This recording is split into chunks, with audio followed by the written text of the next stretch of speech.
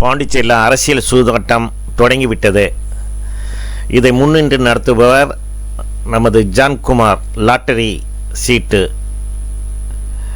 அவருக்கு உறுதுணையாக இருப்பது மார்டின். அவர் லாட்டரி சீட்டின் தலைவர். இவர்கள் இரண்டு பேரும் சேர்ந்து அவர் மகனை இறக்கி விட்டுருக்காங்க பாண்டிச்சேரியில்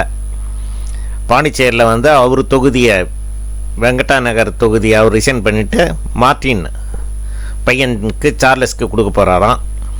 இதை மக்கள்லாம் ஓட்டு போடுவாங்கன்னு நினைக்கிறேன். ஏன்னா இதுக்கு முன்னாடியே ஆரம்பிச்சிட்டாங்க எல்லோரும் அதை கொடுக்குறது இதை கொடுக்குறேன்னு சொல்லிட்டு. ஆனால் எது முக்கியமான விஷயமோ அந்த இதெல்லாம் எதுவும் செய்கிறதில்ல பாண்டிச்சேரியில். இப்போ எத்தனை தடவை வீடியோ போட்டாச்சு. அவங்க ஒரு மகன் தொகுதியில் ரிச்சர்டில் சத்யா நகரில் அங்கே கட்டரில் பாதிக்கப்பட்டு மக்கள் பல வருடங்களாக இருக்காங்க.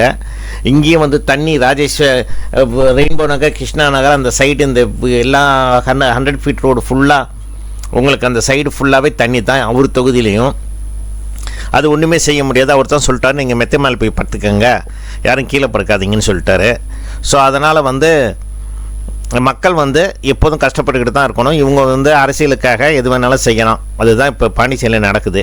மக்கள் கொடுக்குற அந்த அந்த கொடுக்குற கிஃப்ட்டு இப்போ வாங்கிட்டு கடைசியில் அவங்க ஓட்டு போட்டு கடைசியில் ஒன்றுமே புண்ணியம் இல்லாமல் பாண்டிச்சேரி கெட்டு குட்டிச்சாராக தான் போகும். பாண்டிச்சேரியில் அந்த ரெஸ்டோ பாரு, ஆன்லைன் லாட்ரி, இந்த சூதாட்டம் இதை மாதிரி உள்ளதுக்கெல்லாம் கிரண்பேடி இருக்கும்போது அவங்க கவர்னராக இருக்கும்போது அவங்க தடை பண்ணியிருந்தாங்க. இதை எல்லாத்தையும் இவங்க கொண்டு வரணும்னு இவங்களது லட்சியமாக இருக்குது. இதற்காக நமது மக்கள் முதல்வர் ரொம்ப பிஜேபி கவர்மெண்ட் கூட சேர்ந்து ரொம்ப பாடுபடுறாரா என்னன்னு தெரியல. ஏன்னா இருக்கிறதெல்லாம் ரொம்ப மோசமான ஆக்டிவிட்டீஸாக தான் நடந்துகிட்டு இருக்குது.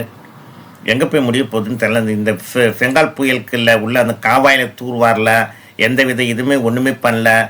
அதனால தான் இந்த அளவுக்கு மோசமாக போணுச்சு. அதை செய்வோம்னு சொல்லிட்டு கொஞ்சம் பார்த்தா நல்லது. மக்களோட நலனை பார்த்து இதுக்கு மேலே ஆட்சி செய்தால் அடுத்த எலெக்ஷனில் ஜெயிக்கிறதுக்கான வாய்ப்பு உண்டு.